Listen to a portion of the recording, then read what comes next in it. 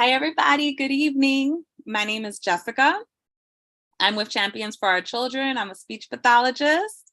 I also have with me Jen, who is our jack of all trades. She will be working behind the scenes, answering any of your IT questions regarding, in the Q&A box as well. So without further ado, thank you for joining us this evening. And we're going to be talking about what visuals are versus PECS, because I'm not sure. I know the word PECS, the acronym PECS, gets thrown around a lot, and everything gets called PECS, and not everything is PECS. PECS is a very specific protocol. It stands for something, it's done in a specific way, and you also have visual supports. So I want you guys to know the difference. Okay. And before that, I would like to share a video. And this is Michelle. And I'm sure many of you know her, and this is her story.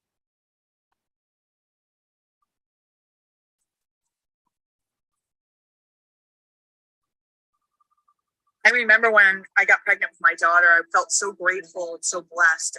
My life up until that point had been pretty rocky. I'd had a lot of bumps and bruises along the way, and I finally thought that I was turning a corner and God was blessing me with this beautiful gift of a child. And I was just, yes, finally something was going in my way. And then when she was born, she was just absolutely perfect. I had all of these dreams and expectations for her. I thought of all the things that I thought she was going to do.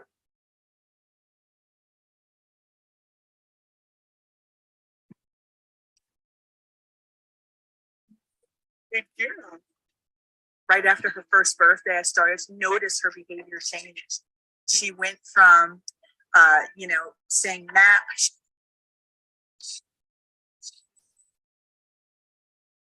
She was obsessed with Dora the Explorer, Mama, Dada. She was saying it all. Good girl, say Matt. Hit all of her milestones up until that point. She walked at 1. She was eating solid. She just, she looked really good. And then I just remember her, it felt almost overnight or very quickly where her demeanor just changed. She went from this super happy baby to crying and tantruming, just frustrated all the time. And I remember saying to my mom one day during one of these tantrums, like, where did my happy baby go? But I didn't think anything past it. I think I was kind of not ready to fathom that something could be off, even though maybe the telltale signs were there.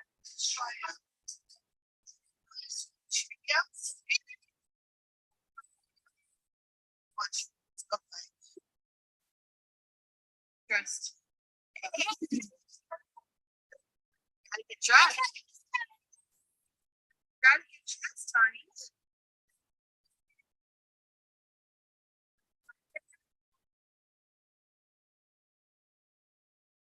She started to lose the words that she had gained. She wasn't saying mama anymore. She wasn't saying map. She just seemed really disconnected from us. Instead of playing with her toys, she would take them, dump them all out of her toy box, and just start twisting them around her hands aimlessly with no intended purpose. She was really kind of in denial about it. And then I remember one day we were in the middle of a store, and then all of a sudden out of nowhere, she just started screaming and yelling like somebody had slapped her. I don't even know what the problem was. And I was so mortified. I didn't even know what to do. I was so scared. I literally just left the half full cart in the store, picked her up, and just ran out of there. Never went to that store again. I just didn't even know what to think. And that was probably the first time it really kind of stung for me that maybe something is wrong. They diagnosed her. They didn't diagnose her right away. They said that she was too young for a diagnosis. I didn't even know what they meant when they said that. I was like, diagnosed with what? I just had no idea what they were talking about. And then they said, we'll come back in if you're not seeing progress. And I said, okay, and a couple months later, I'm watching these speech therapists play with her on the floor. I'm not seeing any progress, and felt like she was getting a little worse. And then we went for our 2-year-old wellness visit, and the doctor said that she was behind if she wasn't using 20 words with intent. And that was probably just the knife to my heart. At that point, I really couldn't deny it. that something was up with her anymore. So then I called the county back in, and she was diagnosed on the spectrum. And I remember that day, and it was worst days of my life. It was my darkest hour. I could easily say that as a mother, as a woman, as just a human being, it was probably one of the hardest times I had ever gone through. And I remember just being I went from being so happy with God, so thankful, to being so pissed at doing this to her and wrecking this beautiful gift he had given me.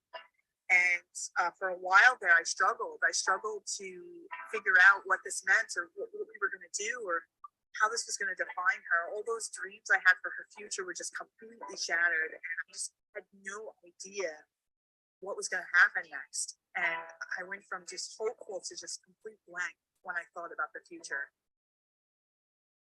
One night I was thinking, I'm going to die one day, and who's going to care for her like me?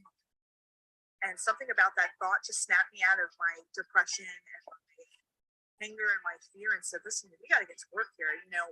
I promised that when she was born, I was going to be the best mother I could be to her. And that promise hasn't changed. In fact, she needs me more now than ever, not less. She needs me now more than ever. And I didn't know at the time what we were capable of, or what having those changes, that mindset shift for me was going to do. But I wanted to know that at the end of every night, I could look myself in the mirror with confidence and say, did you do everything you could, Michelle, to give her the best possible life? And if the answer was yes, then that was a good day. And I wanted the answer to be yes, 100%. And no matter where the cards fell, I know I could leave this earth saying I gave her everything I had, no regrets. And as I've navigated this world with her and walked away that day after having that thought, I really just grabbed the bull by the horns. I became her fiercest advocate. I'm not a special education master's degree teacher. I never had any formal training in ABA, but I knew that I was going to learn whatever I needed to learn to be really strong for her. And Juliana lost all of her language.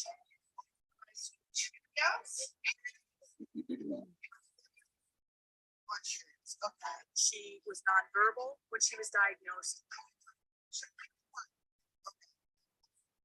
We taught her sign language.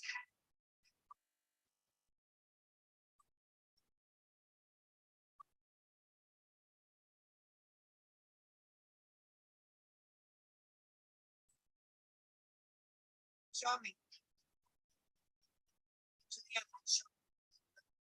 Then she went from sign language to word approximations.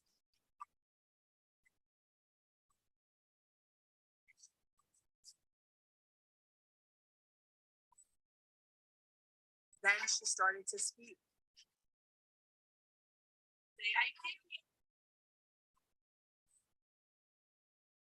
She went from the most restrictive preschool environment. She was in a 614, most restricted preschool, special education preschool environment you could be in.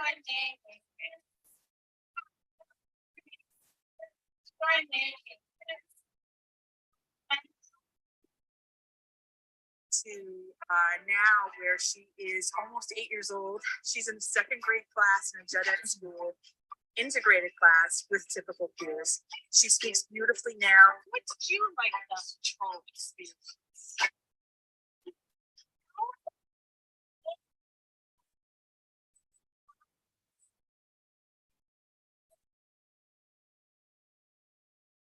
She has a personality.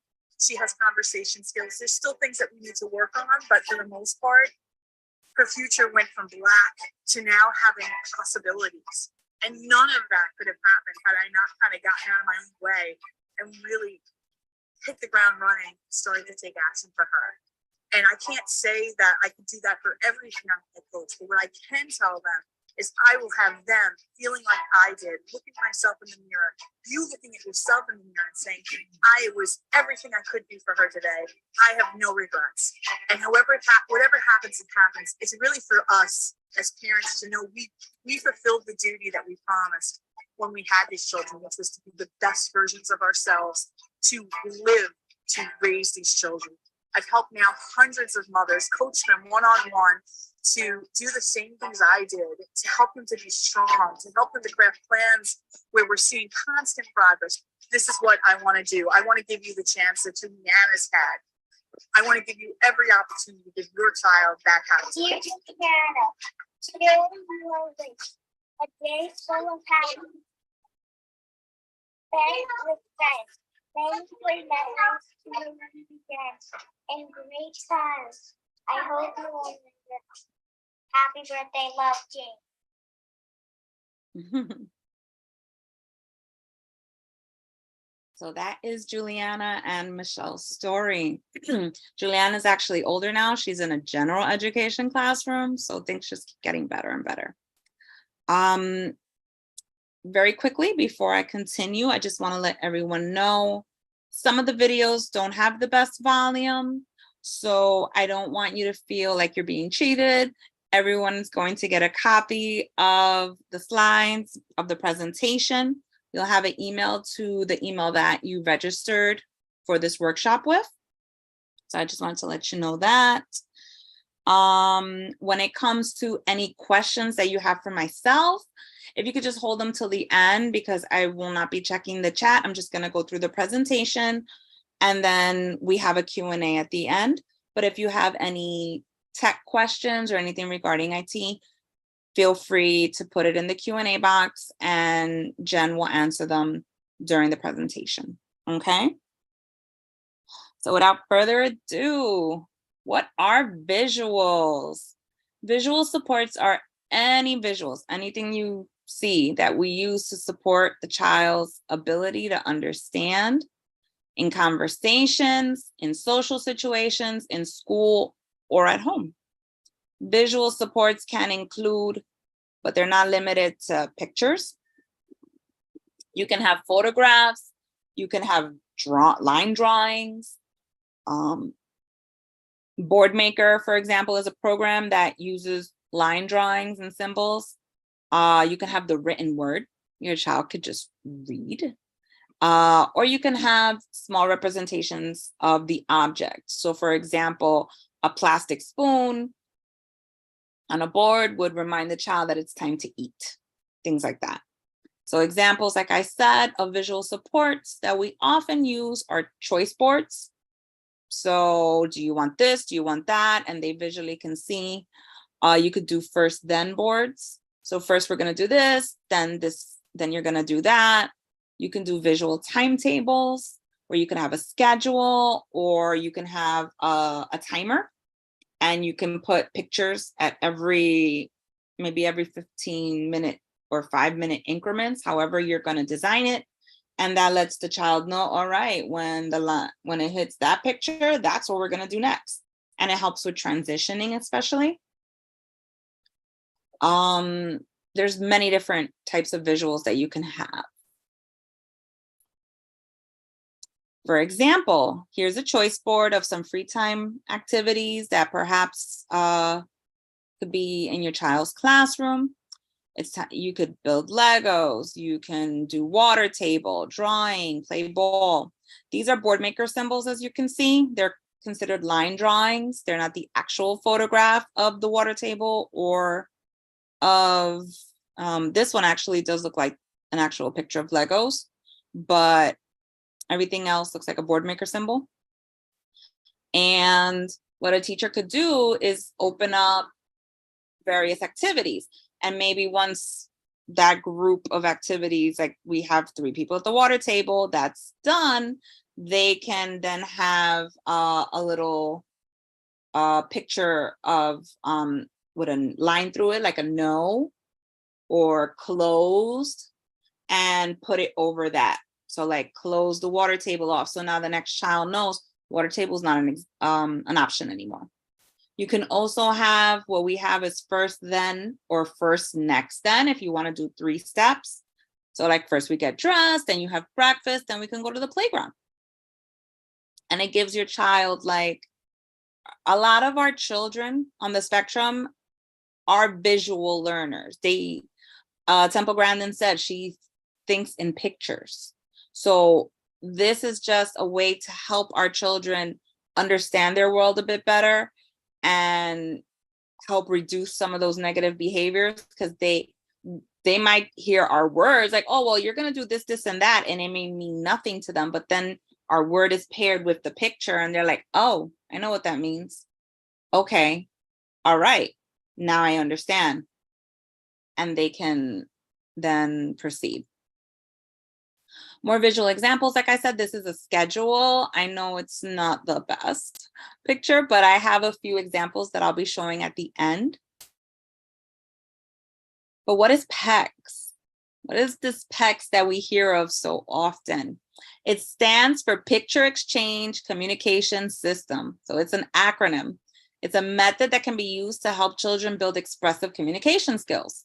All right. So this is a system. Children use cards with pictures and symbols to communicate with other people. We use PECS, and they're going to have cards of different types of foods, essential items, motivating items that they're going to trade in and then receive the item. So it's an exchange, like a conversation is an exchange. So for example, if a child wants to eat cereal for breakfast, they're going to trade in their card with the picture of a bowl of cereal. It could be a board maker bowl of cereal. Or if they only eat Cheerios, it could just be a picture of Cheerios or cut out part of the box. Whatever works for your child. Okay, and here are some examples of textbooks. So I included both because this is a modified version. A lot of people go on the website for PECS and they're like, oh my gosh, how much does that binder cost? And it can be tricky. Yes, they're very sturdy, but you can make it yourself. You can buy one of those, I think it's like 3x5. It's like a mini binder. This is Velcro strips. This is just like a long piece to represent what we call a sentence strip. And inside, you can have just cut up construction paper, laminate it to make it a little tougher, punch holes so it fits right in, put the Velcro on it, there's your pages, okay? And you can even add your own little cord around it, however you'd like, because usually we want the PECS book to be something that is portable. Okay, so this is a homemade one. To your left and to your right, you have the official one, which I'll show you. It's a little more colorful, has the little clips so you can put the little strap on it, and it has a nice sturdy sentence strip, so on. Okay, so we're going to show you some videos. I'm going to give you an example of a PECS book video.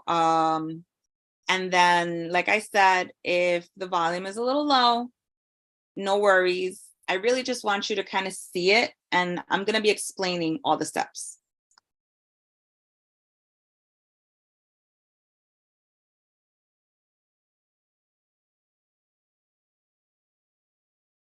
Okay.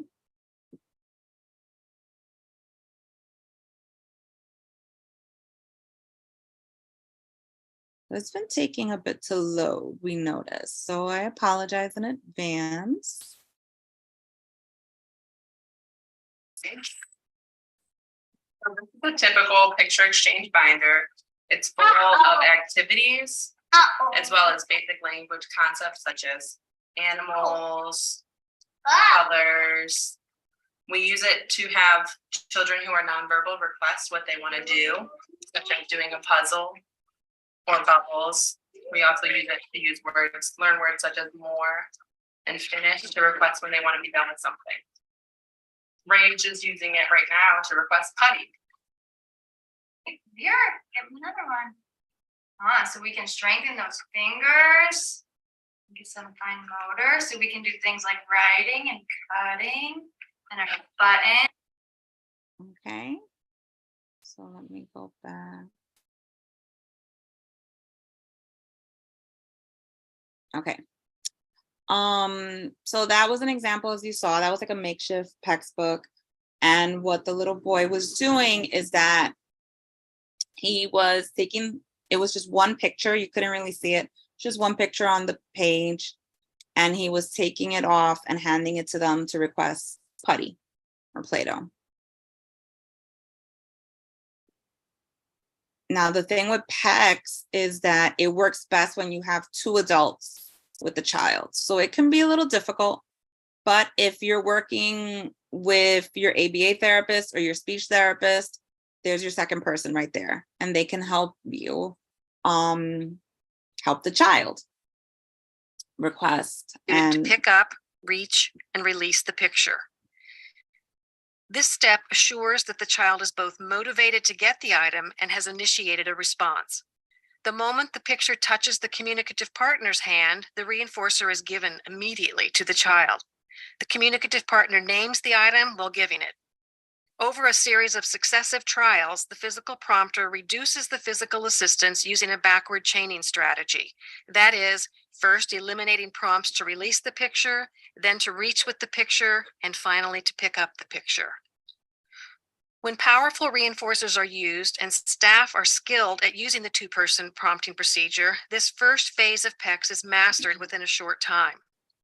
Our experience is backed by research showing that attempting to try this phase using only one trainer very likely will lead to prompt dependency and thus a much lower chance of rapidly acquiring independent exchanges.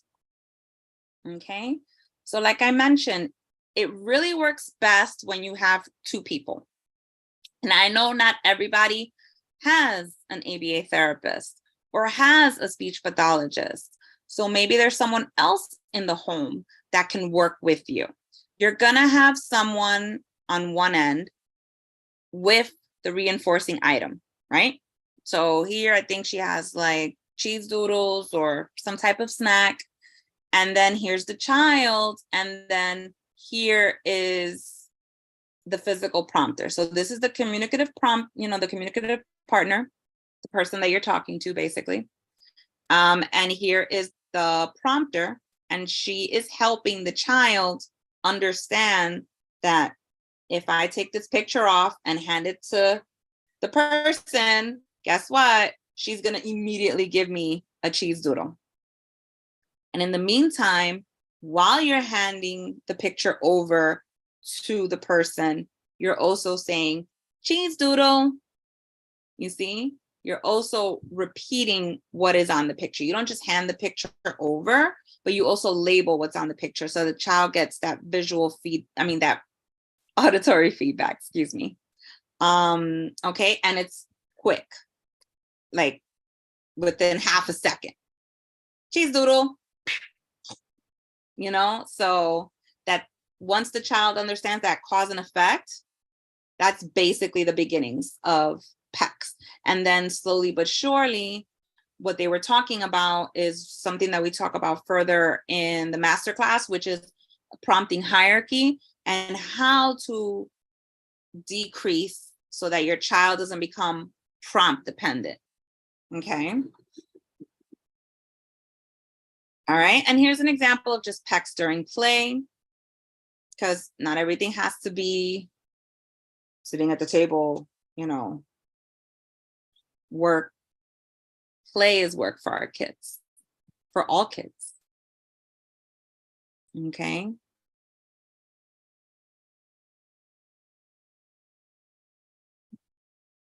So let's see. Next. I want arm. You want yellow arm or white arm? White arm.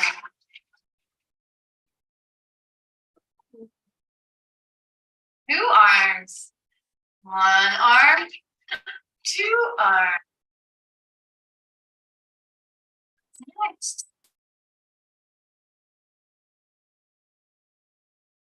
I want arm. Okay, so you see how the book was actually opened here. So this is later stage in PECS, but this is just an example of how you can use PECS to request an item during an activity that's fun, like Mr. Potato Head. I mean, who doesn't like Mr. Potato Head? All right, so PECS phase 1. How do you communicate? Here's the fancy PECS book like I told you about. The goal is for the child to approach people to initiate communication. It's not so much to recognize what's on the picture, understand.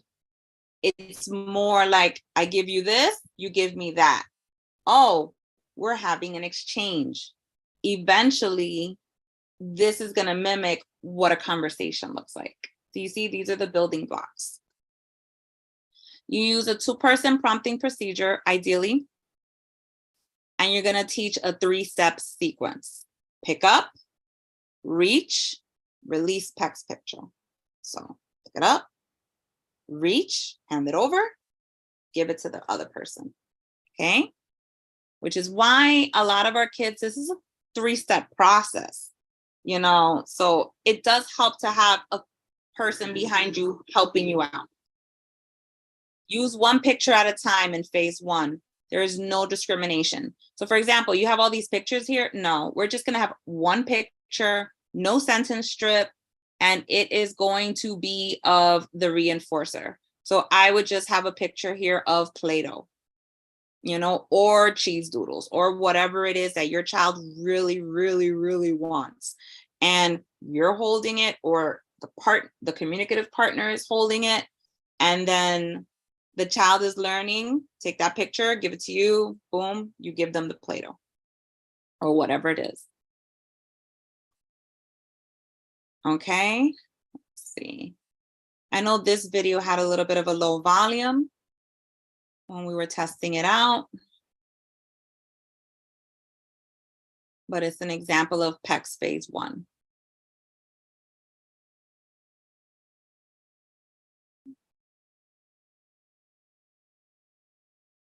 Okay, again, it's just one picture. Reinforcers, pictures of those reinforcers, a prompter, and a communicative partner. During this phase, only one picture is on the book.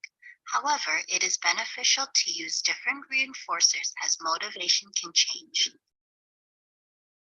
To teach this exchange sequence, the communicative partner will entice with a reinforcer, and the prompter will wait for the child to initiate by reaching for the reinforcer before physically prompting him hand over hand to pick up the picture, reach toward the partner, and release the picture in their hand.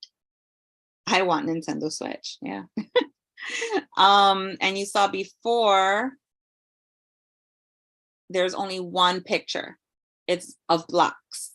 So every time he wanted to build, he had to reach for that picture of the blocks, hand it over, person handed him the blocks. See? So that repetition, it's nice to do activities like that where you could build upon it or get a lot of repetition in, like Mr. Potato Head, like blocks. There's also mention of different reinforcements. I don't want to just use this for cheese doodles. I'm going to start with something that you really, really like. But then I also know you like Oreos. I also know you like juice. I'll take a little cup. I'm going to like 3 drops of juice. You're going to want more. So you're going to take the picture. You're going to hand it to me. And you're going to ask for more juice. Here's a little bit more juice. So on and so forth. Again, one picture on the front. That's it. We're just teaching the actual concept of that 3-step sequence. Pick up, reach, release, and then you got it. All right. Once they got it with different reinforcers, so you saw, for example, there was a book activity, things like that. Now you're going to work on phase 2, which is distance and persistence. So the communicative partner is going to move away. You're not going to be, you know, you or the partner is not going to be right in front of the child. It might be sitting over there, a few feet away. Don't want to go to a completely different room right away. Maybe eventually. Picture on the communication book is moved further from the child too. You can do that. You can move the book a little bit more towards the middle of the table. You're still using that one picture though, because they know that that one picture is, at this point, they may be able to recognize, okay, this is a picture of a book, I want a book, you know, but we're still focusing on one picture and one activity, okay? We're not doing discrimination yet of 2 or more. And you're teaching persistence. You're teaching with a variety of people. So you're gonna have a variety of communication partners, you know, grandma, grandpa, any therapists, teachers, siblings, anybody that wants to join the party. They're gonna be the provider of all good things. And the child's gonna learn to give them the picture. They're gonna learn that it's not just with mom, it's with dad, it's with brother, uncle, everybody. So you have a whole bunch of different communication exchanges with people. You have a whole bunch of different activities. You can have different locations. It doesn't have to be always in the living room. It could be in the bedroom. It could be in the yard. It could be at grandma's house, wherever. And you're going to have different reinforcers, but one at a time. Okay? To not overwhelm the child and to really, so that it really sinks in that this is what I need to do. And they need to get up. They need to move. So you see, the physical prompting partner might still be nearby just to give a little guidance, but they're not physically prompting them as much anymore. Now the kid has to be motivated, like intrinsic motivation. Get up, get the picture. Who has what I need? Oh, you do. Boom. Here you go. Thanks. Let's see if we could see this example.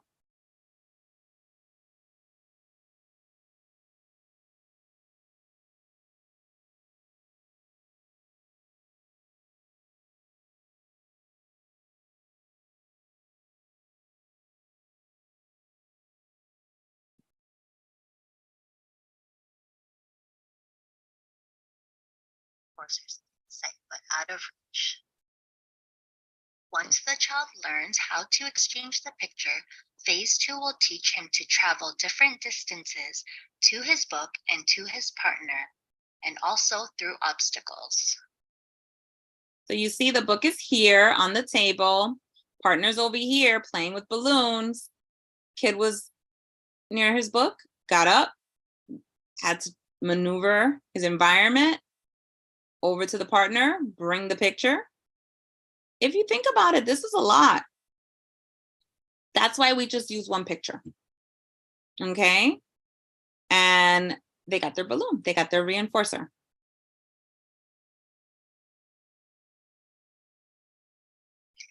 In this example, the mom seems busy, but he will persist with the picture exchanged in her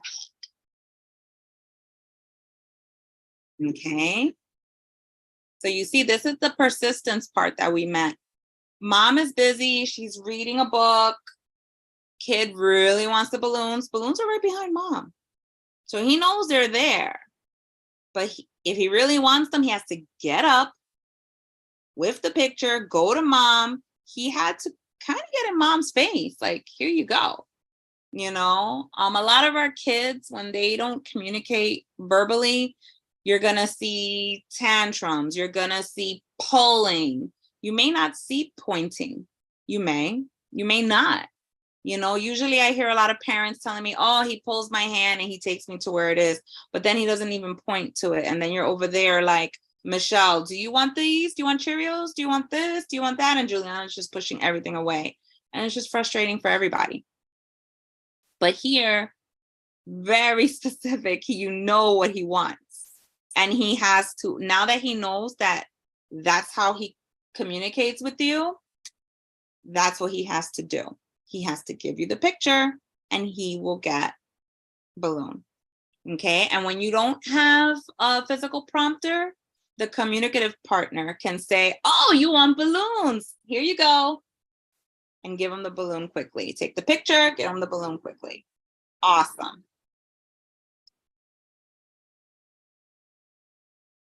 All right, now we're moving on to 3A. I'm telling you, this PECS, you get trained in this. I forgot how many hours I was doing, and there's different levels. I did up to level 2, but I believe there's up to like, I think 3 or 4 for PECS.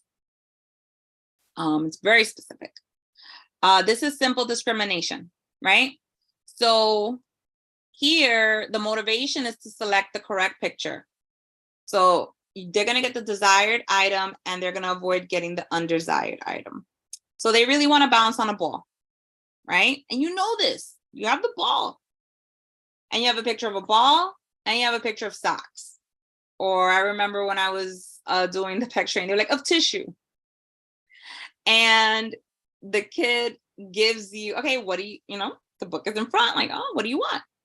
You know, and you just wait. Kid gives you a picture of socks, you give him socks. He doesn't want socks. He doesn't want tissue. He wants to bounce on the ball. And you're just like moving the ball around and he might be getting a little upset. So you're like, oh, ball. And then they'll give you the other picture. You want ball. And then you make a big party. Yay, you want ball. Awesome. And now they're learning, oh, I got to pay attention to what's on the picture. You know, they might have been slowly but surely doing that during phases 1 and 2. But in phases 1 and 2, they were learning more the action, the motor planning of it. Now they have to visually discriminate. And it's going to make it obvious because it's going to be something they really want and something that they really don't want. One picture is highly motivating. The other one is not. It could even be a blank or a blurry picture, you know, but I like to use something like really bland, like tissue, or here they have socks. All right, and reinforce at first indication of choice. If the child selects the wrong picture, you're going to give them the wrong item, and then you're going to error correct. Okay, so they're going to be prompted to choose the right picture. So you're going to be like, oh, you don't want tissue? Oh, you want to bounce on ball? And then you might point to, so then bounce on ball. And you can even stick your hand out to give them that initial, you know, prompting, like, but it's not a physical, it's more like a gestural. So you see, we're not so high up the prompt hierarchy.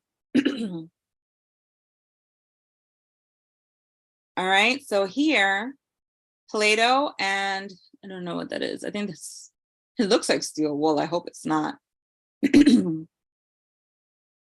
Let's see how this video looks like.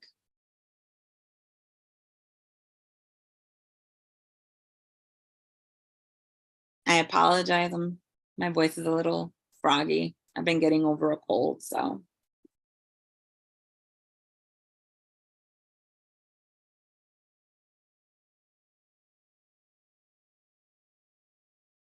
Okay, let's see.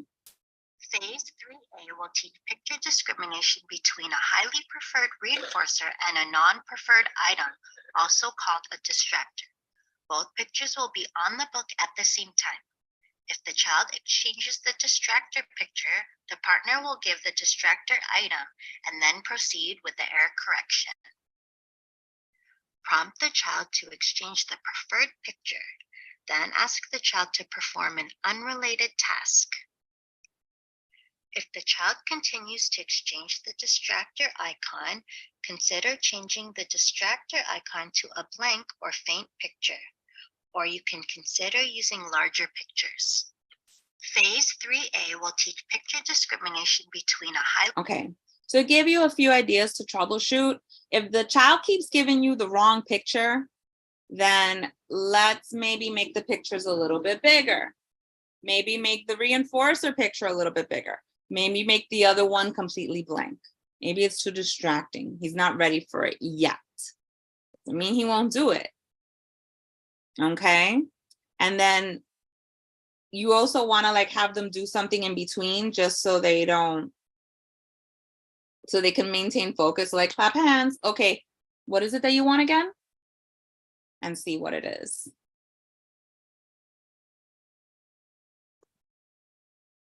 Now 3B is conditional discrimination. What do those words mean? Discriminating between two equally reinforcing items. So you conduct correspondence checks. Once the child selects a picture, respond by saying, okay, take it, so that you can determine if the picture they selected corresponds to the item they chose. So if they pick up the picture of the switch, you're not gonna immediately give them the switch. You want them to know that this is the picture of the switch, this is the picture of Play-Doh or snack or whatever it is. You have both items there. So once they give you the picture, you say, okay, take it. And if they start reaching for the wrong item, then you already know you have to point to the picture that corresponds. And then sometimes I hold them up to it like, see, this is a picture of cheese doodles. You're asking for cheese doodles. Okay. Do you want cheese doodles or do you want the Nintendo Switch? You see? And they're going to reach for what they want. So then you're going to point to the picture and have them give it to you. And again, if you might have to troubleshoot a little bit, but then they will eventually get it. Okay, but this is a little bit harder. So they really have to master the other discrimination. That's why it's 3A and 3B, because it's discrim, but is picture see? discrimination between two reinforcers. You will need a tray to hold both reinforcers. In order to check if what he asks for is the item he wants, we do a correspondence check. Hold out the tray and say, take it. If he reaches for the corresponding item, praise him and allow him to take it. If he reaches for the wrong item, block access and continue with error correction. Prompt the picture exchange of the item he reaches for. Ask him to perform an action and then allow him to exchange the picture again. And do another correspondence check. Okay. So you're going to teach it. You're going to block access because that's not what they asked for. They asked for the switch. So you're going to block access. You're going to point to the picture of the switch. All right. And then they're going to, before they reach for the picture of the switch, you're going to have them do something like tap your head, clap your hands, touch your nose. Okay, what do you want? And then see if they still recall the picture of the switch. And then, okay, take it. And then you might even hold the switch a little bit closer just to give them that little extra prompt. And then eventually turn it back, phase it back. Phase 4, you're building sentences. That's where the sentence strip comes in. I want plus reinforcer on a sentence strip. And then you'll see you give the entire strip to your communication partner. So that long piece on the bottom. Let's see. Going to an office, working Really? 50 hours a week. I hate ads. Can't we skip it?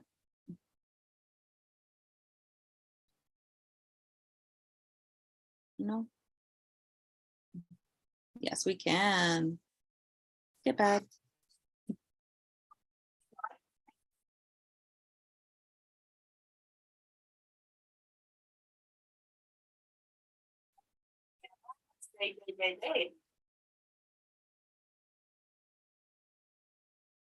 Wow.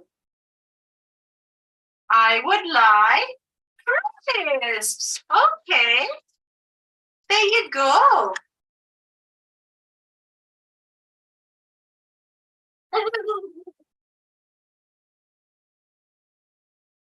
Okay, so they said I would like, but I want. In phase 4, you can also start teaching what we call attributes. So you're teaching them to request very specific reinforcers. So the red truck, the big red truck, etc. The blue block. So that helps them to discriminate amongst the actual items that they want. Before you saw that child building with blocks. Once he got that, now what kind of color block does he want? And you're holding them up, you have them there. So now he's going to be able to, you got him, I want blocks. Now we can even add some attributes to that. And receptive mastery of those concepts is not a prerequisite. We're teaching this. Okay. So again, This is not all going to happen within a week. It's not an overnight thing. It's very specific protocol. It's a system. So you see why it's different from a first then board or a visual schedule? I want orange.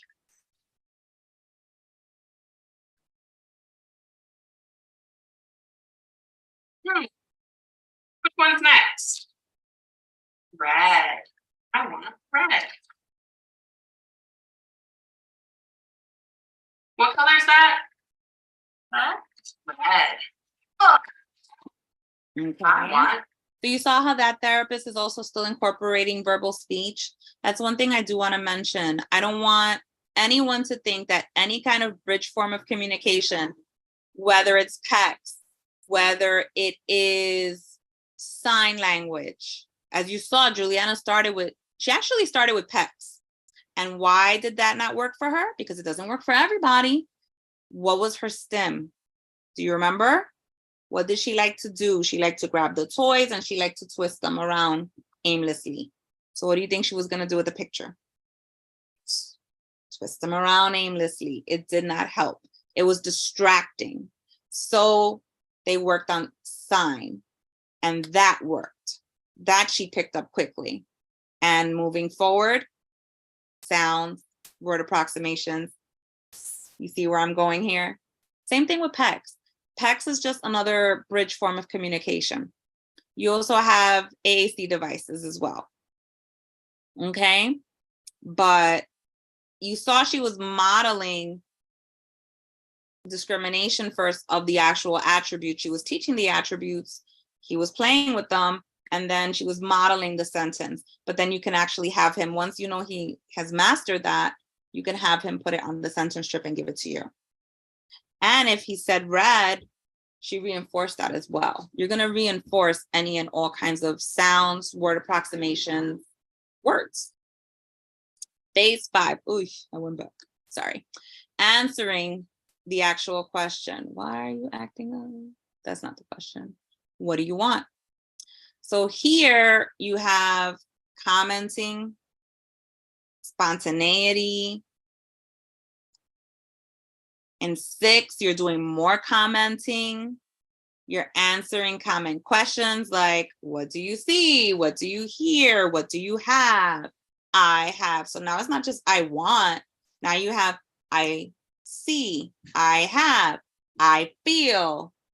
Discriminate between sentence starters, like I said, from the initial requesting one. Okay, so now you're going to teach other sentence starters, or we call them carrier phrases too.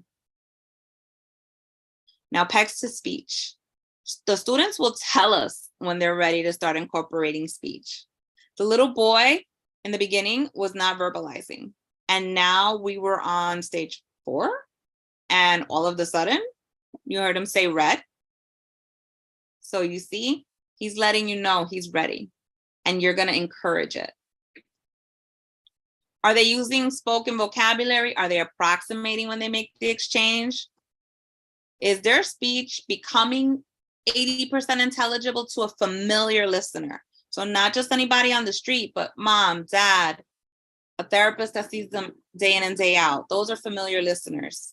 A babysitter, caregiver. Does he or she respond quickly with the verbals as he or she does with the PECS? So what color do you want? Do they say red before they even point to the picture? I don't know. I'm still teaching PECS, so I'm probably still going to incorporate that picture. But trust me, you're going to get that red item first because I'm going to reinforce that speech. Okay. PECS to speech.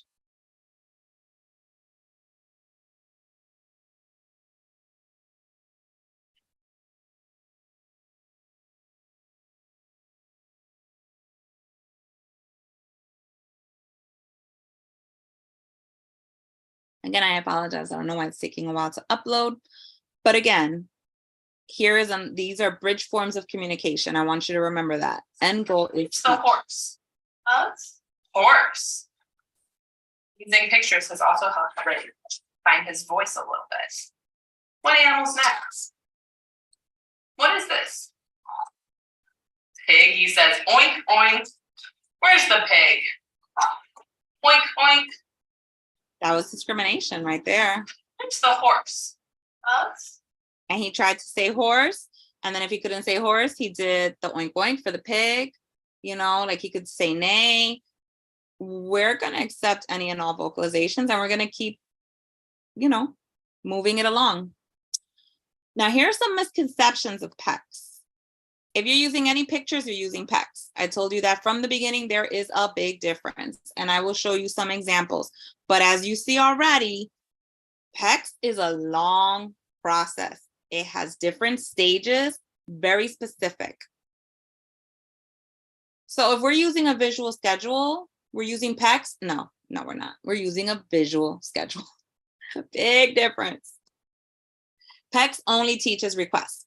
We might think this because one of the initial things is I want, but remember, when you're teaching language, when you're teaching our babies to communicate, we're gonna start with something that is highly motivating. It's something they want. Do they really want to tell you what they see, that they see a bird out the window? Maybe not. Do they really want that cookie in your hand? Most likely, yes. So what are we going to do? What is going to motivate them to teach them this concept? Something that they really, really want. PECS is only for nonverbal people. Now, that is not true. Again, you can be making sounds. You can have what I call a couple pop-out words. But if I want to teach you the actual motor strategy of communicating, exchanging, that cause and effect, even if you have some vocalizations, you could be over there vocalizing, blah, blah, blah, singing to yourself, not paying me any mind, and still pulling me over to ask me for some Cheerios. No, I want you to understand that there is an exchange that has to be done that is not pulling mommy's arm off her shoulder to ask for those Cheerios. It is taking the picture off, giving it to mommy, and mommy saying, oh, you want Cheerios? Boom. There's an exchange. The child can be verbal, but may not be using his verbalizations functionally. PECS is only for young children. Not true. I've seen adults use PECS. If we use PECS, the child won't speak. If we use AAC, the child's not going to speak. If they teach them sign, they're never going to speak. A child, anybody, is always going to use the fastest modality possible to get what they want. If they really want something and they can say O for Oreo versus having to scan through their device and navigate pages or flip through their PECS book, find the picture of the Oreo, give it to you. What do you think they're going to do first? They're going to say, oh, and you're going to give them the Oreo because you're going to be like, oh my God. And then now you're going to start trying to teach them Oreo, Oreo. Even if they say Oreo, it's okay. You know what that means. Those 3 syllables, Oreo, you know what that means. That means Oreo. Or cookie. Cook. Cookie. PECS is only for people with ASD, another lie. Could be for people with apraxia, could be for people with any kind of difficulties initially communicating. All right, and the website, PECS.com.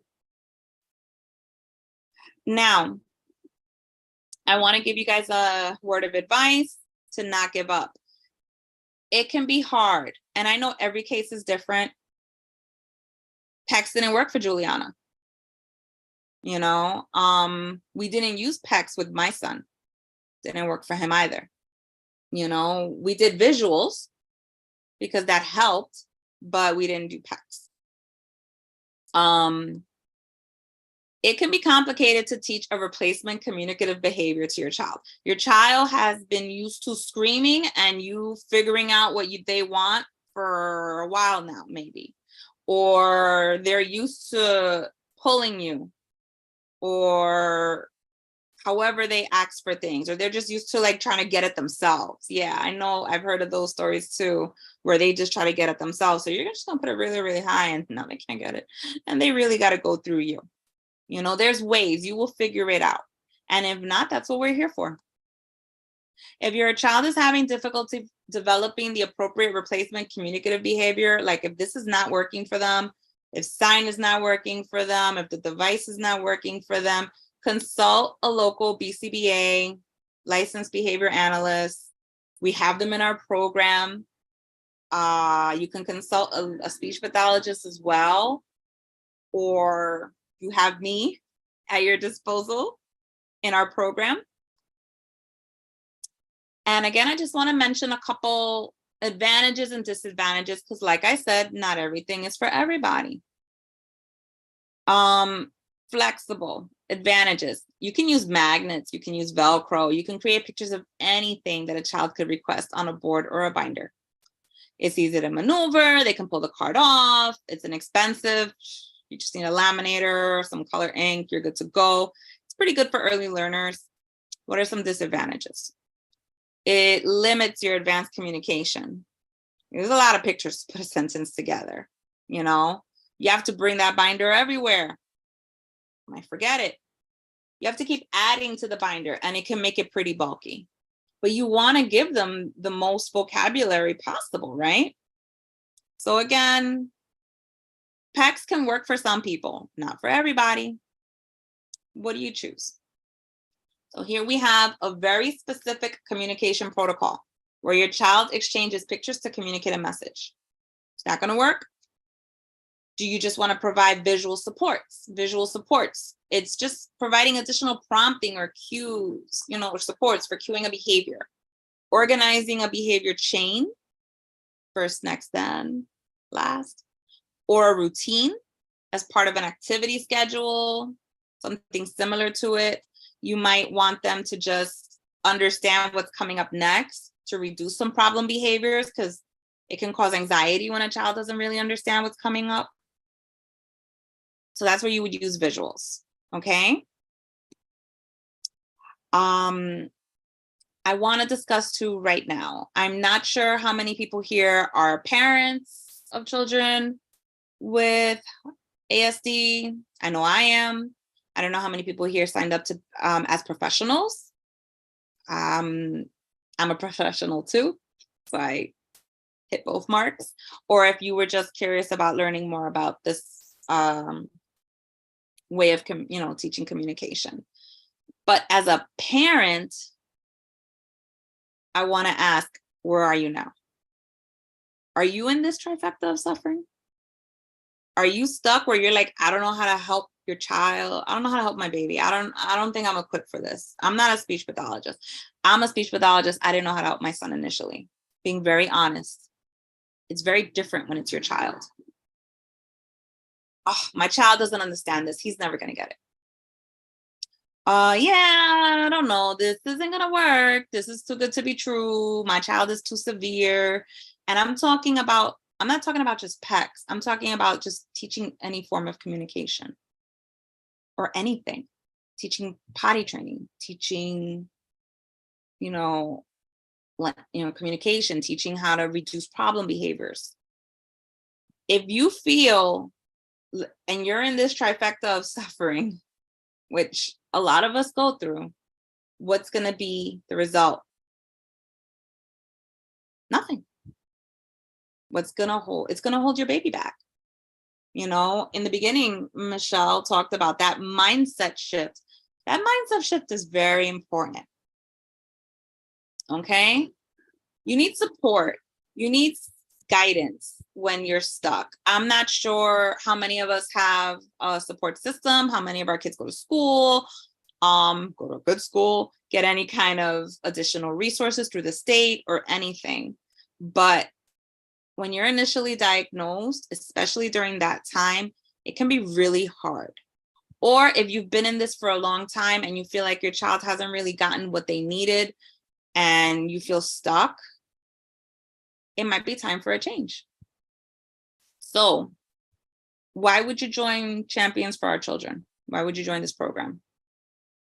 Here, you're going to get personalized strategies for exactly where your baby is at.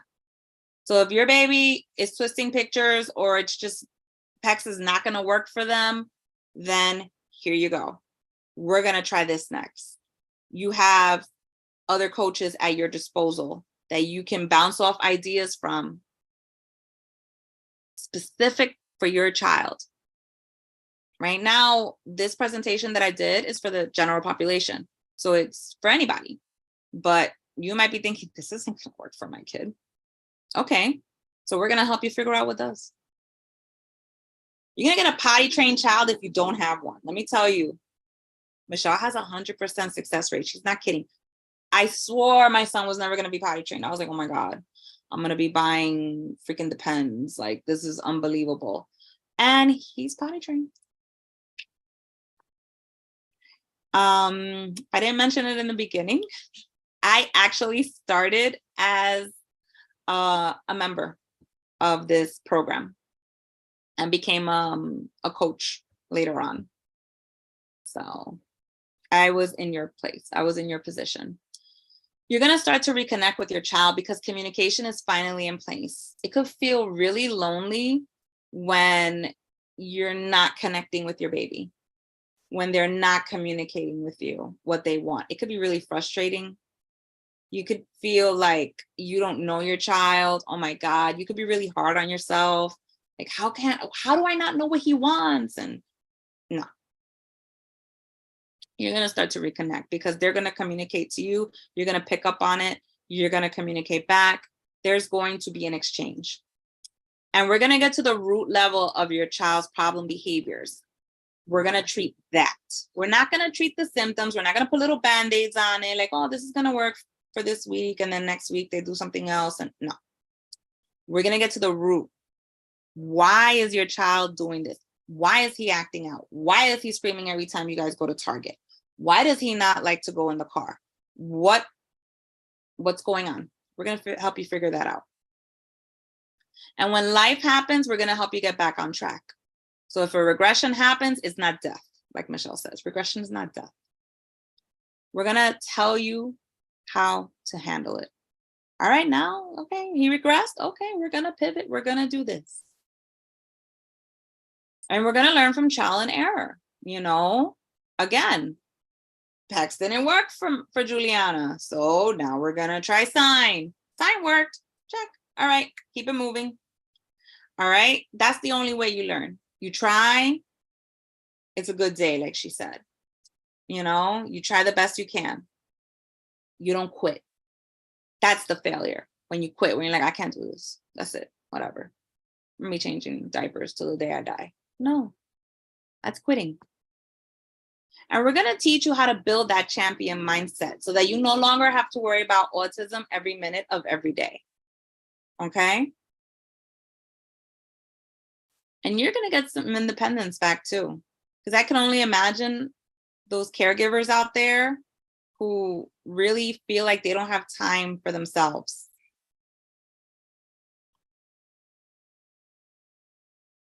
Champions for Our Children Masterclass. What is it? Talking about this program. What is this program that I speak of? It's a 3-month group coaching program. It has guaranteed results. What do you get when you join? You get help with potty training, communication, stopping problem behaviors, social skills. There's a picky eater protocol. You get mindset training. That should be number 1. What if your child elopes? We're going to help you work on that too. Stop eloping. And every month, these programs get built out. So every month, there's something new. You get lifetime access to the study vault. It's a self-study vault of courses. You could do it in 30 days. You could take your time.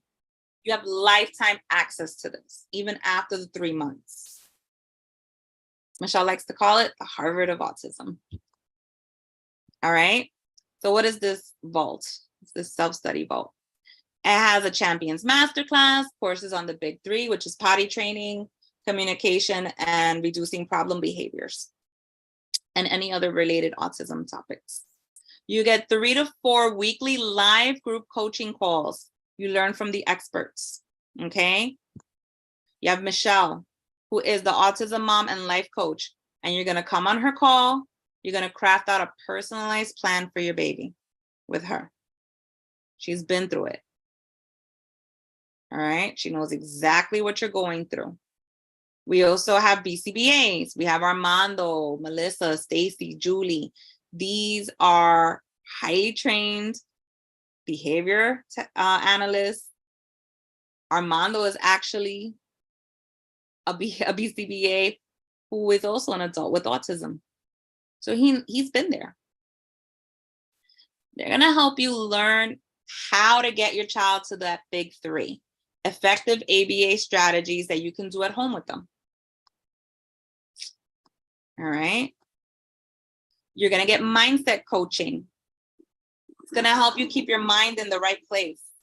You gotta stay focused, eye on the prize, so that you can be determined to help your baby out. And everyone gets their questions answered at these calls, all right? So you have Risa and Holly. I'm not sure why their pictures didn't show up, but again, like I said, you're gonna get lifetime access to the self-study vault. So these courses you could take at your leisure, or you could take them as soon as possible, whatever you prefer. And 3 to 4 live group coaching calls. You can't make the calls, they're recorded for you. Again, you can listen to them whenever you can.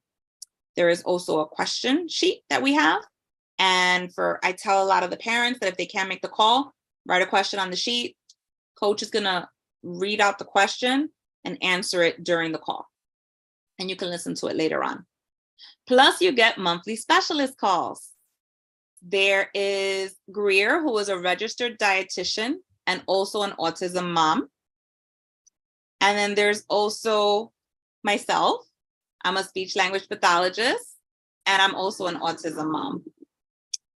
We additionally have an occupational therapist, which is joined, a feeding specialist, and a marriage counselor.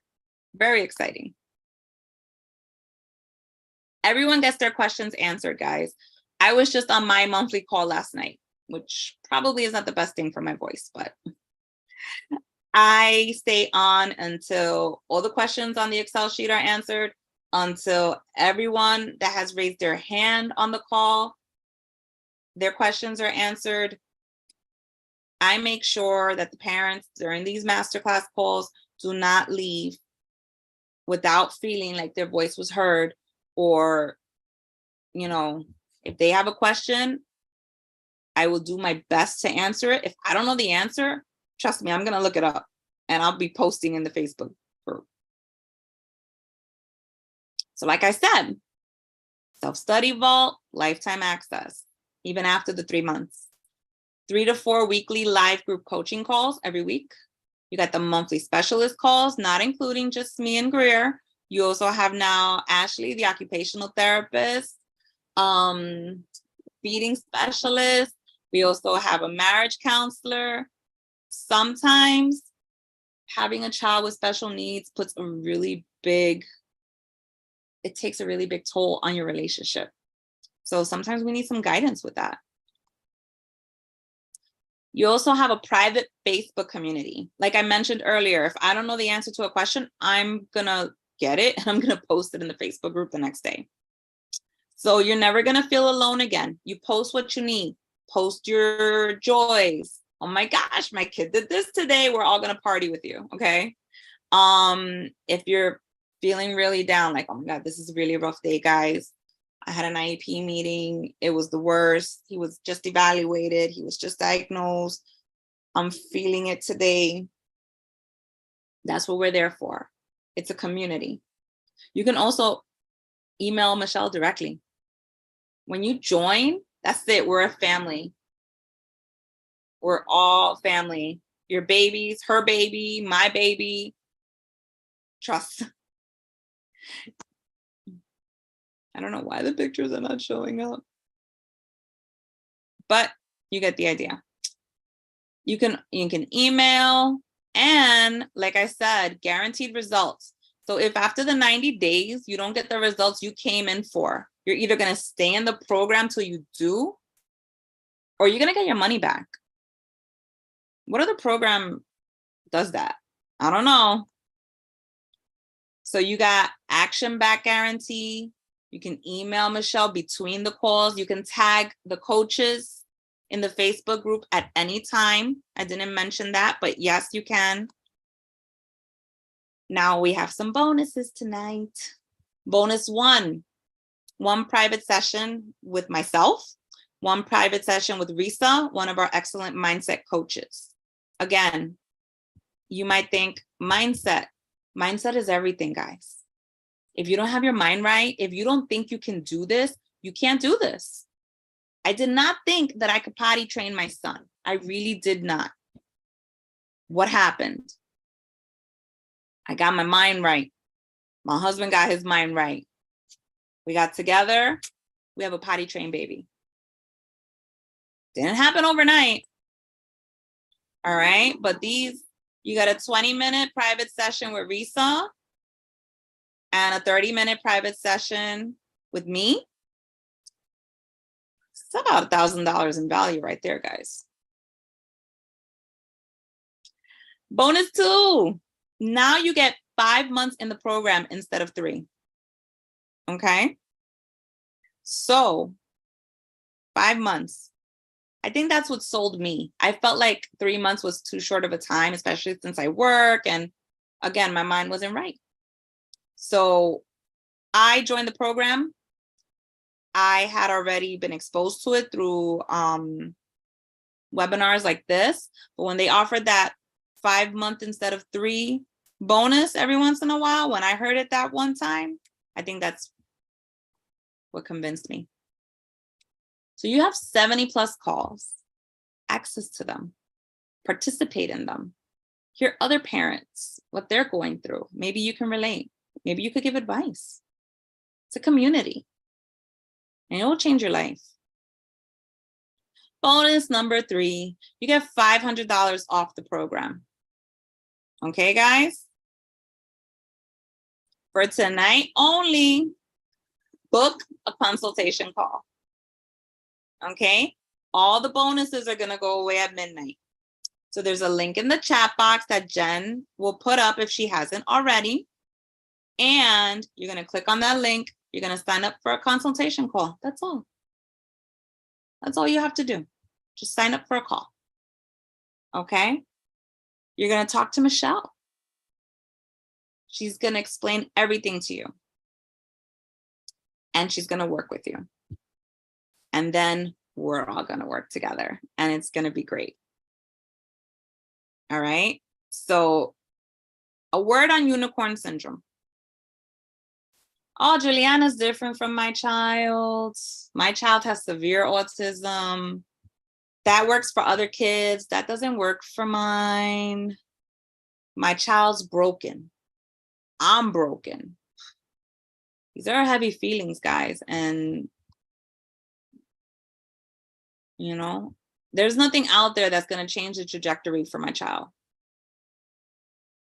So what is unicorn syndrome? It's a self-preservation state. If I stay here, I'm never going to put myself out there. I never have to have these hopes and dreams. And it's not going to, if it doesn't happen, I'm not going to be disappointed. Why do you do this? Why does our brain do this? Because our brain is not meant for anything else but to keep us safe. Fight or flight. That's it. The saber-toothed tigers and the mammoths came at us back in the days. And what did our brain do? Either fought or it ran. That was it. That was our primary brain. Keep us safe. Stay here. You never have to worry about it. You never have to try. You never have to go through that really hard stuff. You just, it's fine. It's fine. I don't mind changing diapers. It's all right. So what if he keeps pulling at me and it's fine. No, it's not fine. Because your baby has potential. And we're going to help you reach that. It's a subconscious way of thinking that I can't risk trying and failing because I won't survive it. You know, that's what unicorn syndrome is, and it's not true. So for joining me tonight, guys, thank you so much for joining me and just learning a little bit about PECS and a little bit about visuals. All your bonuses are going to end tonight at midnight. So just book a call. Click on the link in the chat, book your call, talk to Michelle, and you'll see. Okay. Real quick, I'm going to just share with you guys what other parents think about the program, not just myself.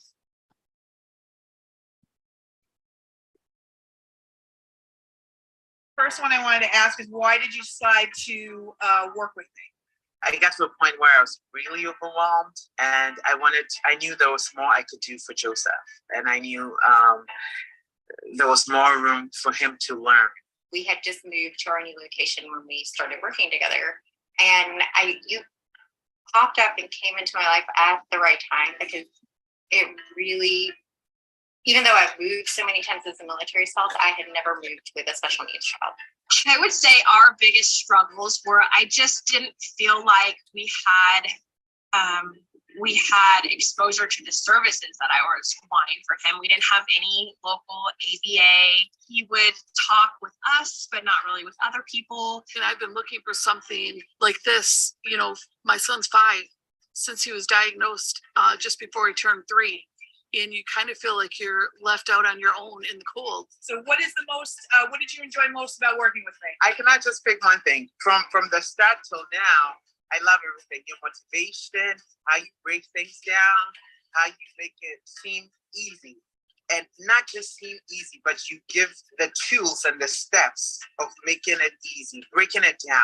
Well, you helped me pinpoint what my anxieties were, the steps I needed to take, and made it less abstract than some other people have made it for me. I mean, it was everything. Telling me, when you talk to your insurance, you ask them this, you speak to this type of person, and it just started taking that load off where I could see the accomplishments and I could see through the fog. And So I kind of just wanted to ask you, if someone just found out that their child was diagnosed with autism, how important is it for them to have someone supporting them through this process? For example, I'm a parent of a child who's nonverbal, who's now in an integrated 2nd grade class with neurotypical children.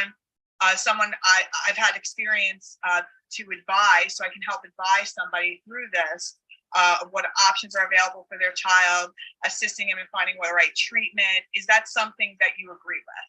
Oh, absolutely.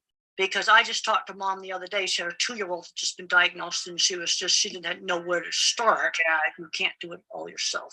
Yeah. The mom will get completely stressed out. That does not work. All right. So now, I guess, where are you now? You and your child, now that you've joined the program. so we were not potty trained. We were not talking much. We were not, he wasn't able, if I told him to go get something, do any of those things. And now he will, he's totally potty trained. We go everywhere just in our undies. We don't have to worry about that.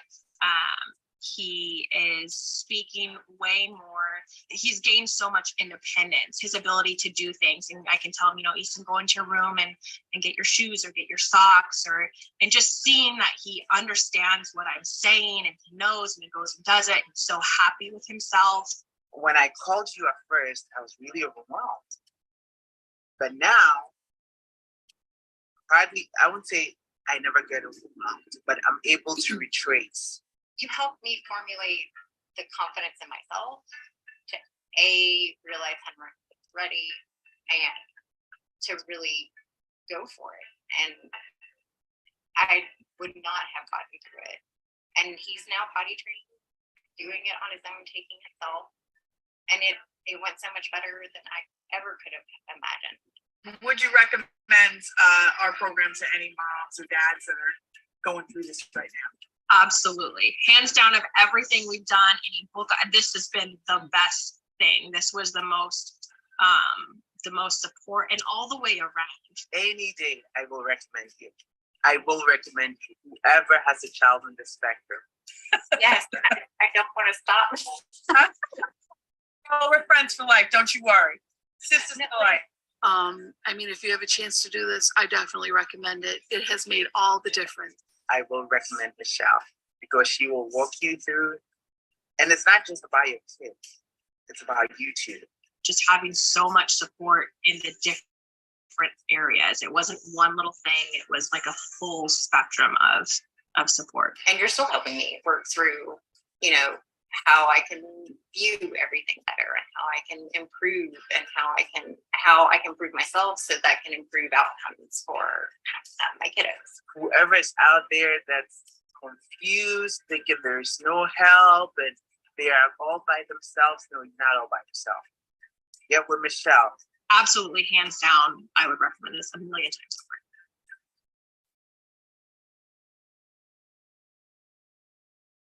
All right, guys. So you've heard it from them too.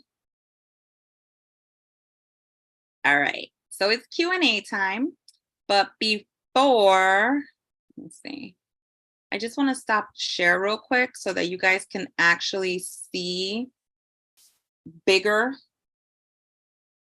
me bigger. So I can show you guys some of what I meant regarding PECS and visual supports. So for example, here is, all right. These are what we like to carry around, picture symbol cards, sit, and it's just feet on floor. Usually we have these like in school, but let me see if you can see that one finished. All right, and they're on a key ring, so it's real easy to just carry it around and remind the child of what they're supposed to be doing at that time. Here's a good one, bathroom. All right. This, I'm not sure how much you're gonna see of them, but okay. Here's a symbol that a friend of mine actually made on getting a haircut. Step 1, you get to sit. Step 2, you put on a cape. Step 3, it's either clippers or clippers go on the head. And then you can take these off, see? So, you did step 1 already. You did step 2, amazing. So you see, this is a way of, you know, and then finally, I'm okay, you're okay. You can even put a prize at the end, however you want. A lot of our kids have trouble getting haircuts too. Visual schedule, dinner, go to bathroom. So again, to do, then they move it over to all done. My son, this was my son's, and now he doesn't even need it anymore. We sometimes use it to remind him, but he's got the schedule down packed. And now he'll even ask us, like, what's happening? Like, tomorrow? And I'm like, tomorrow you're going to school and you're going to see Miss So-and-so. And he'll remember. Tomorrow is so-and-so's birthday. We're going to call her and wish her a happy birthday, you know, things like that. This is a good one too. A lot of our kids, they get boo-boos. They don't understand why or how or where. So once you teach them body parts, this can help you. What hurts? So what hurts? My head hurts. Okay.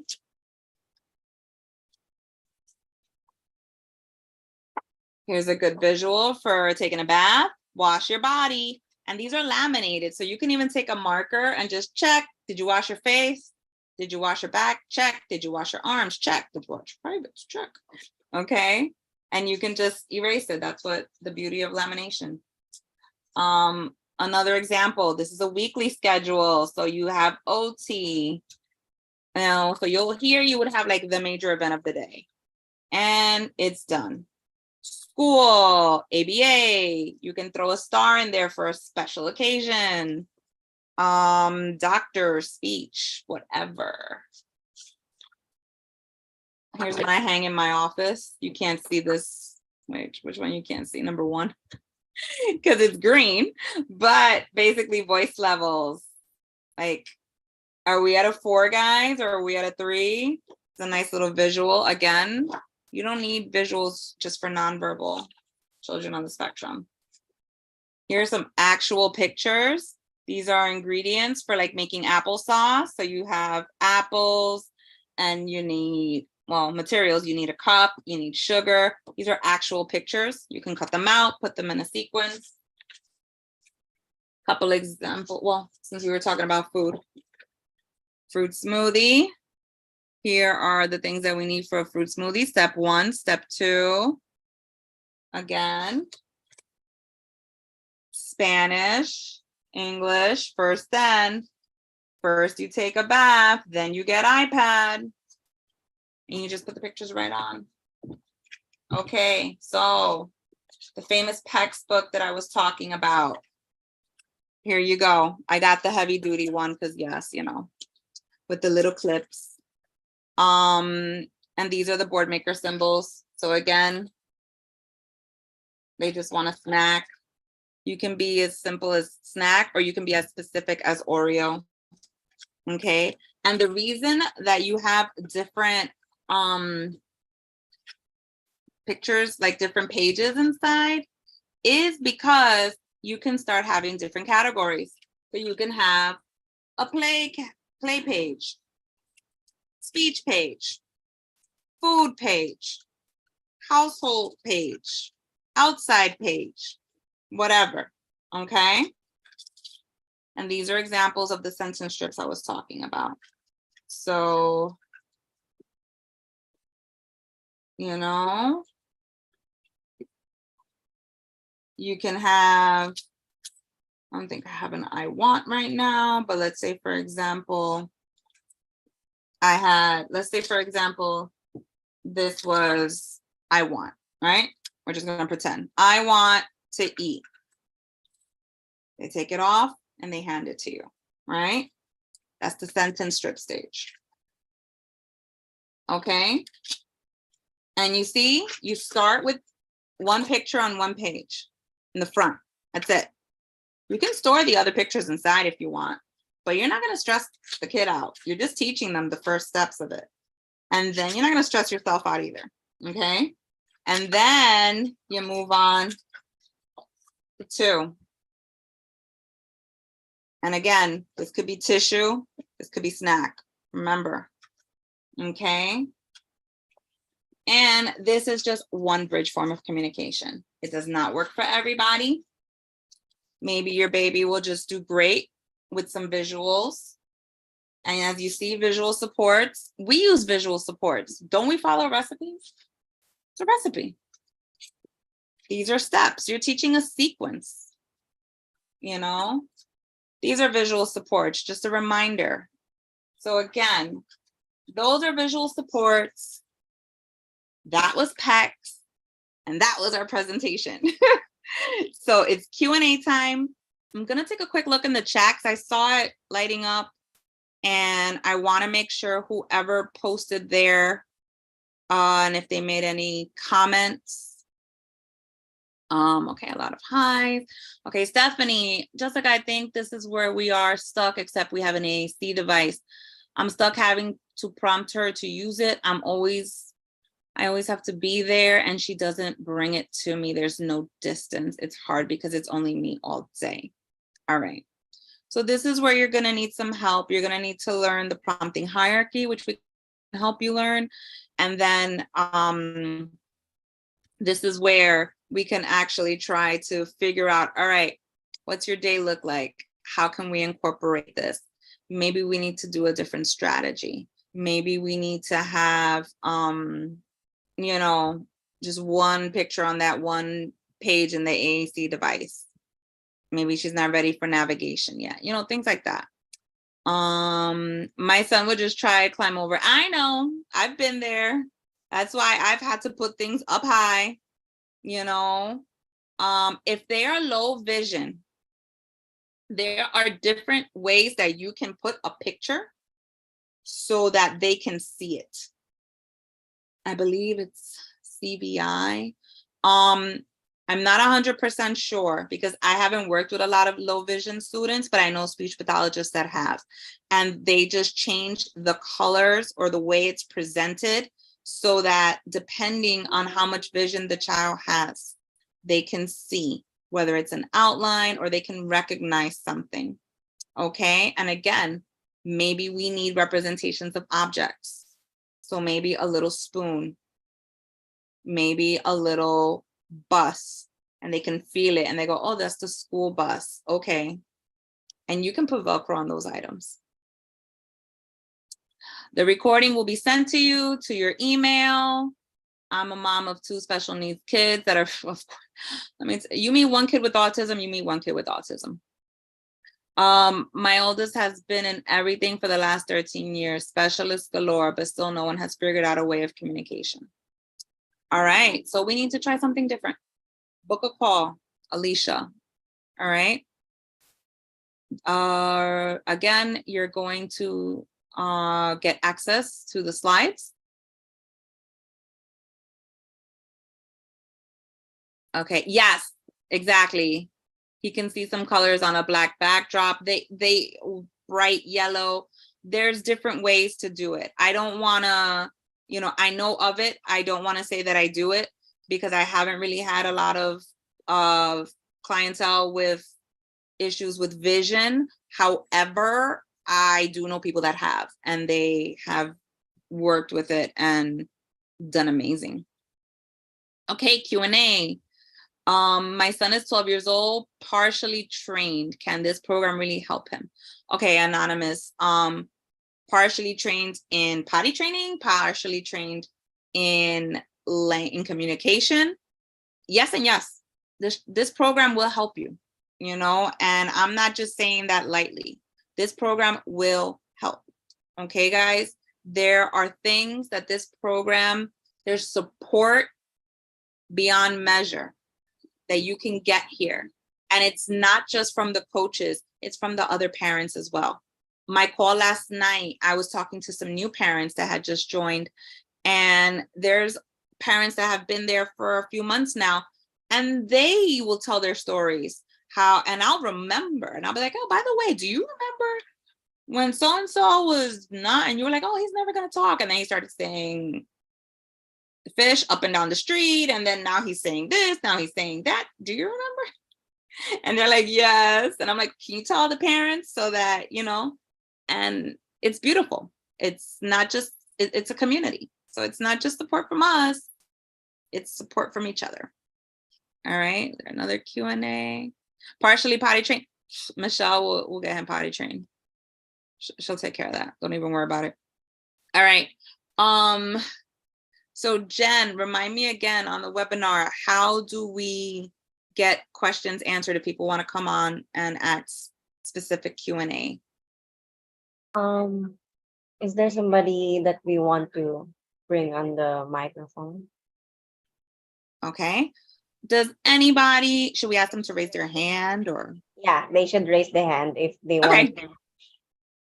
All right, guys. I know there's some participants still here. So if you have any specific questions and you want to talk to me, raise your hand. And I believe we promote you to panelist. Is that right, Jen? Yes, correct.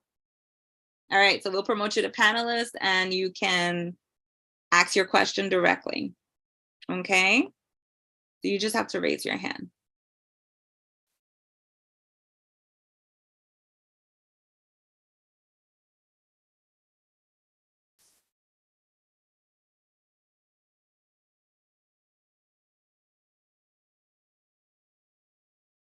All right, Alicia. Alicia, let's promote you to panelist. Alicia. Hi. Can you hear Hey, me? how are you? Yes, I hear you. Welcome. Thanks. So I did miss the first half, but I did want to ask, so do you have somebody in your program that has worked with somebody with low vision before? I would have to ask the BCBAs. I don't know offhand personally. The experience that I have, I've done a few evaluations, obviously modified evaluations, and I've used a lot of objects because you obviously cannot always show picture manuals when you're doing evaluations. And it was with preschoolers. So that is the limit of my experience. But again, I'm one that if you need help with something, I will go and find out how to do it. And I will come back and be like, all right, this is what we're doing. Like, that's just, Okay. I've always been that way. So, or I'll find a person who knows how to, I'm like, all right, you need to contact this person, you know, or, but within the group, that's a really good question. And I'll ask Michelle. I don't know specifically.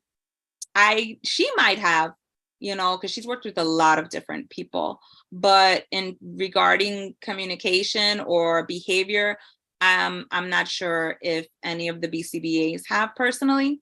I'm sure someone has. So we can Okay. always find out. If you want, book a call. You can ask Michelle yourself. She'll tell you. Okay, sounds good. No problem. Any other Thanks. questions? No, I'm good. That All right. was my biggest one. I have I have two kids. So well, I have three altogether, but they all learn very, very, very differently. Like my 5-year-old still doesn't even know how to work a tablet or the remote. So I can't even do the devices. So we do pictures already. Sure, fine. Yeah. So Do you okay. really have a tablet? My son is only on the tablet because of COVID. Okay. It was Well, all COVID. I blame COVID for everything because my 2-year-old, she knows all about the tablet. She can work the tablet just like it's nothing. But my 5-year-old, nope, not. It can't. He has no idea. yeah, it's okay. You know, you can always, like you said, you're using pictures. Everything works different for everybody. You know, Yeah. you can use objects, you can use pictures, you can use so many different things. Definitely. There's a lot of different options. This was just one. Yeah. You know? And yeah, our kids all learn differently. So I know you got your hands full, but Definitely. you know, we're here to support you in any way that you need. Sounds good. Thank you. You're welcome. All right. Anybody else, just raise your hand and we'll promote you to panelists. And you can ask your question live regarding PECS, regarding any types of communication, regarding the program.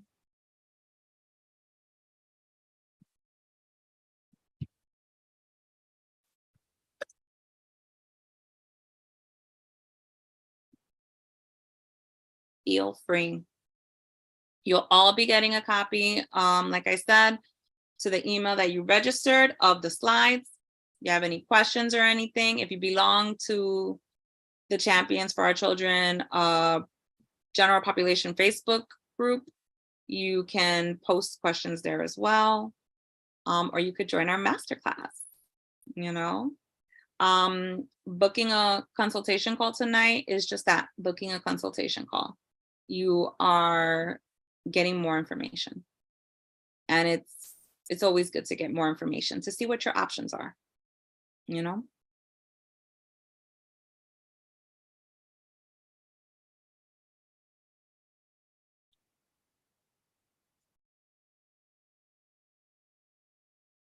Check the chat. I don't think anybody else had any questions.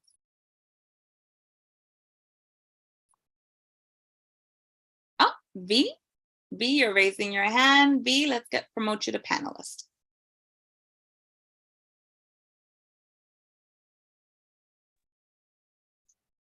Can you hear me? Yes, how you doing? Okay. Fine, how about you? I'm good, thank you. Good. Thank you for this tonight, by the way. Oh, you're welcome. I hope you found it helpful. I have a question. It's not about it's something you've mentioned. We're looking at getting my son soon ABA therapy, but I don't really know what it is. If you could just give me the briefest description of what that is exactly. Okay, so it's applied behavioral analysis. That's what it stands for. That's the acronym basically. But what you're looking at is you're looking at one of the few studied treatments to work with children on the spectrum. Okay. A lot of programs out there. Oh yeah, I can help your child with autism and all that. But if you look at the studies, This is one of the most proven methodology. Now, what you will have when you have an ABA therapist, depending on the hours, your child will get a number of hours depending on their age, the evaluation, insurance, or however you're going to be getting the service. Those all play factors. And you should be getting, depending on the hours, you'll get 1 or 2 what they call RBTs or BTs, which are just behavior technicians. An RBT is a registered behavior technician. So they just probably took a test, one more test than the behavior technician. But the most important thing is that they're being supervised by a BCBA. That is a board certified behavior analyst. Okay, we have 4 in our program, and they will be supervised. They're the ones that do the programming for your child. They work with you. They do parent training with you. So it's not just they come and they see your kid and then they leave like some other therapists unfortunately do, or you send them to school and then, you don't even know what's going on. What it is that they work in your home typically, unless you send them to a clinic, and they work with you. So they incorporate themselves in part of your day. Like, what do you need help with? What do you want them to work on first? What is the most important goal for you right now? And you work closely with the BCBA. They train you to work with your child on these techniques. And a good ABA therapy should look like play. It shouldn't look like, because there's a stigma with ABA therapy, and everybody's different. I feel like they get a bad reputation, but you know what? I've been on calls where I've heard atrocious things that speech pathologists have told parents, and I cringe. I'm like, oh my God, like I literally apologize for like the entire profession, so you have bad apples everywhere. Right. So, you'll see, and you'll trust your mama gut, and you'll be like, all right, this is a great fit, or doesn't look like it's going to be working. Let's talk. And, don't feel like you have to be stuck with that one behavior technician or anything like that. You have choices. So I want you to know that as well. Okay. Thank you. Oh, you're welcome. All right. Anybody else? Any questions regarding communication, regarding anything I can help you with? Like I said, if I don't know the answer, I'll find it.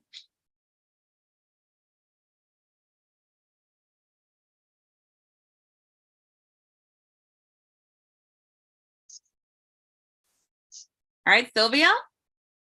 Promote you to panelist, Sylvia Frank.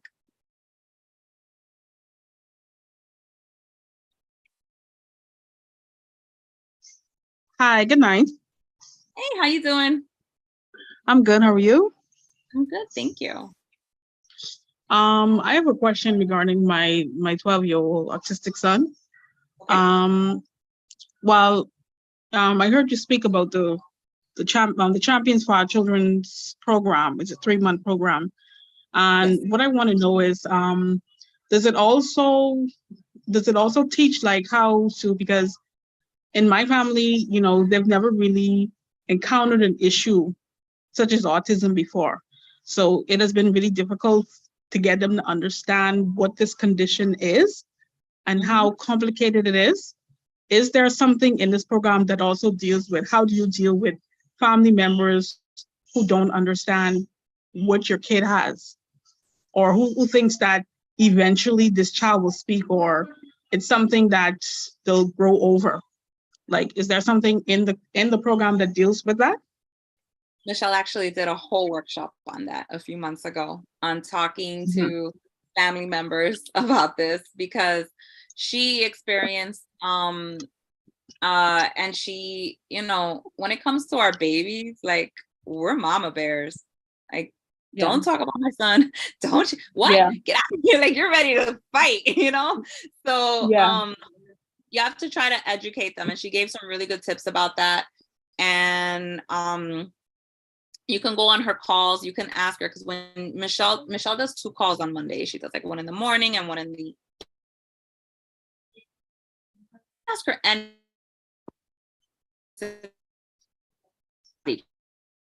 language, about anything you want to talk about, and you can talk about that. And you can ask. You can jump on my call.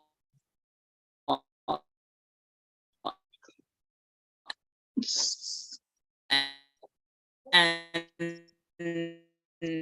learn a few things about him. I'm from a Latin family, so he's just being rat. He just needs a good spanking. I'm like, no, that's not it.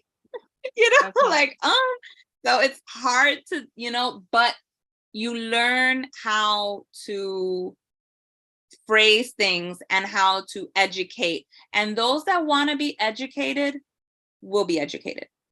Those that do not, sometimes we have to take a step back, and you learn that as well. And that's hard, especially when it's our family.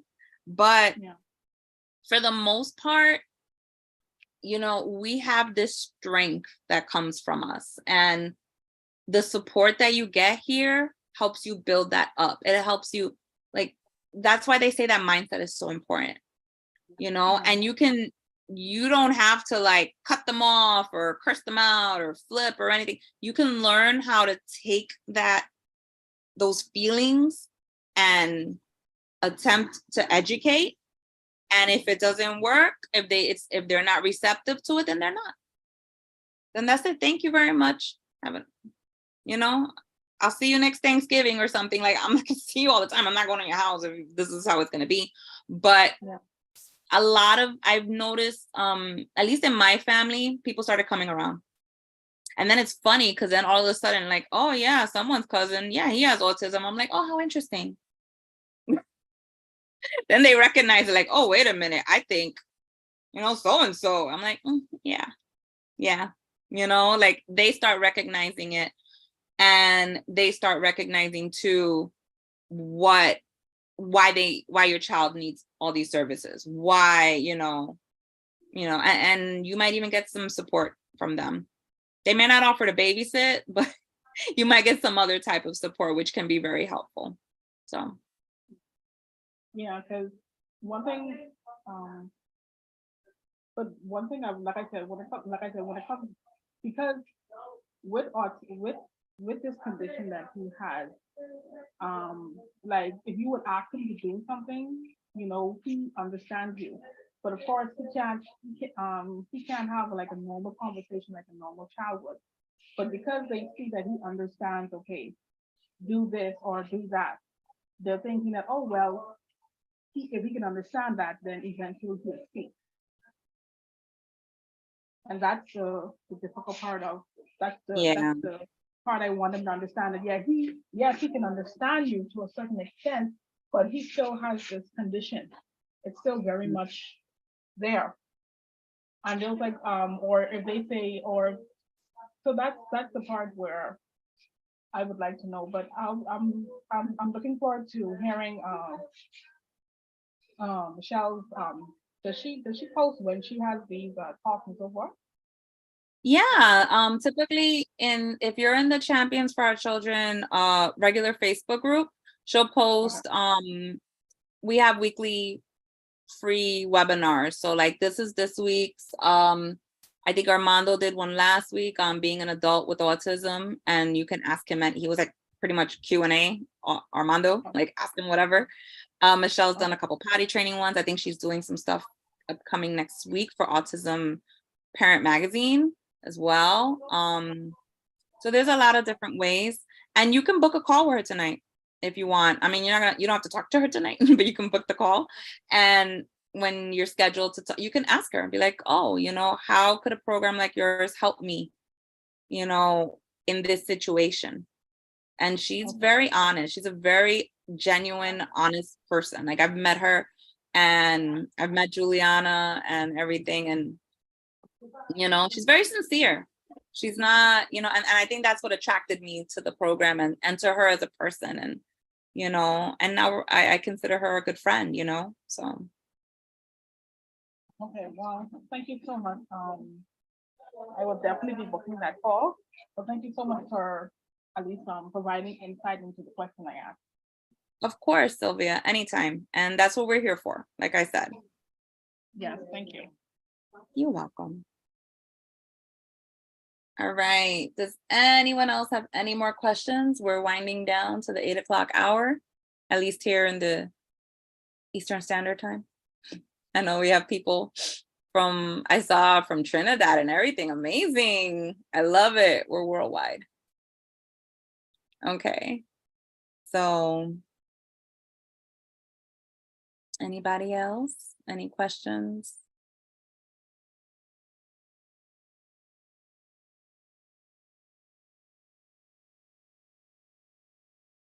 Just raise your hand, and if not,